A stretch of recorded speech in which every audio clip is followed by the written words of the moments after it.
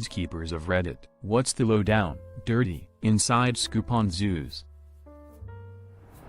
Lions know fully well that they can't get through the glass, they do that just to get attention. I worked at a zoo in their museum function, not with the animals, and there was no glass in the big cat's enclosure. There was a giant moat which the Tijera were always playing in, and a 20-odd foot straight vertical concrete wall. You could tell when they were in play mode. They'd pace back and forth along the edge of the moat and suddenly jump in surprise and roll around on their backs. For the casual visitor, they seemed like an oversized house cat. While they absolutely had small cat-like behaviors, I could never for a second forget what that could do. There was one particularly traumatic event with the lions on a very warm and very packed spring day. The zoo was inside a large park, so various animals wandered through the zoo all day. One unfortunate day, a large deer fell into the lion enclosure. The adolescent male stalked it and ran it down within about 30 seconds and tore the deer to shreds, in front of dozens of horrified adults and screaming kids. I felt kind of bad that so many people saw, but, like, circle of life, I mean, that was probably the best day ever to that lion though. Imagine a warm pizza falling from the sky into your lap. That's the kind of day he's having. Sees deer, a blessing from the Lord. We closed the baboon exhibit because a baboon had a stillbirth and the troop was grieving. In reality, they were throwing parts of the infant corpse around and there was nothing we could do about it. The bird sanctuary has a bird hospital attached to it full of sick dying birds and smells like anus.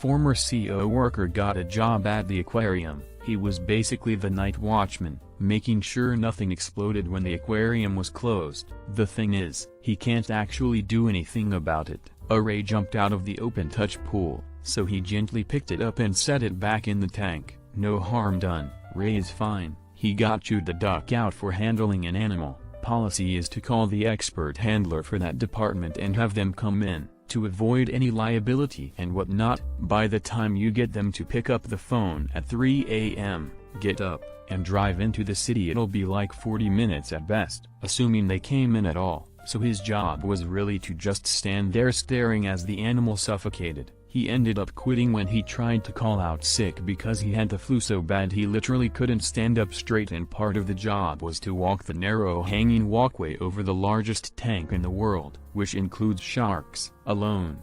At night, and they told him to come in anyway. The poor penguin keepers can never quite get rid of the miasma of dead fish that envelopes them. As for me, the stinkiest job I ever had to do was cleaning out the duck ponds. Managed to empty a whole train carriage that evening, even though I had changed and my work clothes were double bagged. I worked with large tortoises. We had these 5-gallon buckets for cleaning the poop out of enclosures and other buckets for feeding them fresh grass we cut. The first day on the job I took both buckets into the pen and started by dumping out the grass. Then I went around to collect poop. I heard this awful loud grunting and something breaking. One of the 300-pound males tried to bang the bucket in front of visitors and flattened it. He would even follow me around just in case I might leave more innocent buckets unattended. Dead zoo animals are sometimes fed to carnivores. There's a farm zoo in the UK that uses crocodiles to get rid of dead cows. The owner once said he'd like the same end when he dies. If you work with the animals, there's a good chance you'll not be able to have any kind of social life. Between the long hours, weekends and the stench, I've been kicked out of stores after work because I apparently stunk way worse than I thought I did even after scrubbing off. And I am around animals every day, but I still can't stand when otter sea alien keepers are around me in all hands meetings. The rotten fish ferrety otter smell combo is a gagger. Meanwhile, I work with apes, and they say that I smell like I haven't showered in a decade again, even after I shower. When you're cleaning underneath the purchase, parrots will wait for you to look up before taking a shit. They have a good aim. That's how you get shit in the mouth. Don't look up. Not as keeper, but am a zoologist. Aquariums have captive breeding programs for some of the dolphins and whales, but they are too difficult to transport for mating. so they have to use artificial insemination, which requires semen samples from whales, which means that it's someone's job to give hand jobs to dolphins and whales in order to collect the sperm. It's part of the animal's training, and the whales will roll over and present their genitals on command. Went on a behind-the-scenes tour of the zoo, saw quite a few bunnies come out during the tour. The neighboring park had a problem with people abandoning pet rabbits. It was pretty clear the dumb bunnies were getting into predator enclosures. Tour guide confirmed they were regularly getting eaten. Tour guide also indicated other urban wildlife, raccoons, possums, squirrels, birds were regularly eaten by predators. Said that when they drained the lion enclosure moat for maintenance, it was filled with the bones of small mammals. The most amusing stories were about the orangutans, who were wicked smart. The zookeeper trained them to give over items in exchange for food in case they needed to get something from them in the enclosure. But orangutans are smart, and realized if they break things up and hand it back in lots of little pieces they get more food. They disassembled a radio that accidentally got left in the enclosure, and when there was an opossum in the enclosure the results were a bit more gruesome. Not quite a zookeeper but in training to be one, the zebras and Przewalski's horses are ruthless and will tear apart any unfortunate wild kangaroo that dares break into an enclosure. They love the thrill of the chase, and the subsequent kill when they get bored. Everybody is overeducated and wildly underpaid. Typically most single people can last about 2-3 years before they have to move on. The ones with longevity have spouses who bring home the bread and let them chase their dreams. Winters suck, part-time hours and being outside in the cold. The dolphin trainers are stuck up. They are like the jocks in high school. They usually try to stay in shape because wetsuits aren't flattering. They perform daily and people love them, so they have an ego. You dread when a CO worker gets pregnant because you'll have to pick up extra tasks. Used to work at a zoo. Cold weather makes the animals more active, so go on a chilly day or first thing in the morning to see the best show from the animals. Also, those free-roaming peacocks are really stupid and sometimes go in the lion's exhibit and get torn up. You reminded me of a magical memory I treasure. I also worked at a zoo when I was like 16, and I was the only employee working in a little cabin serving food in front of the sea lions. One particular summer, they scheduled me to work on my own there every single day because I was dependable. The sea lions performed the show at 1 o'clock. On sunny days, I was too busy providing food for the humans during the show to see. When it rained, I was blessed. The zookeeper that was in charge of the show had to show up anyways to feed the sea lions. And one zookeeper had asked me, "Don't you get lonely there?" When I just started working there, I said kind of. Ever since, when it rained, with no people there, she would go and perform the whole show specially for me. I clapped and cheered and she bowed at the end. On those days it was me, maybe one parent and a kid that ran by and stood by the cabin to shelter from the rain. They would buy ice cream and say I had a nice job. I never got to know the name of the zookeeper, but I am grateful to her. Unrelated, I've also witnessed a group of baboons tearing a pigeon to shreds. Monkeys are savage creatures. Our lions will urinate on guests if they get too close, which is always funny to see, not so funny to smell. Our camels will spit if you piss them off, and it's not just saliva like most people think. You really don't want to upset our camels. If you have any plans the rest of the week, please and thank you. The amount of dumbasses who complain to management about paying to go to the zoo, then not seeing any animals is unreal. Like, what do you want us to do? Go in there with sticks and chase them out of their hidey holes? Sorry buddy, not going to happen. I mean, I am not saying you should do that, but I certainly would pay extra to see a slapstick zookeeper animal chase. If that's what you're after, I strongly recommend you try to find a zoo with otters and wait. Today I learned the enclosure is being maintained. The little bastards will steal your tools and run away with them, pull your shoelaces out and take it in turn to nip you on the butt and run away. They're hilarious and adorable and endlessly frustrating to work with. They also stink to high heaven, too.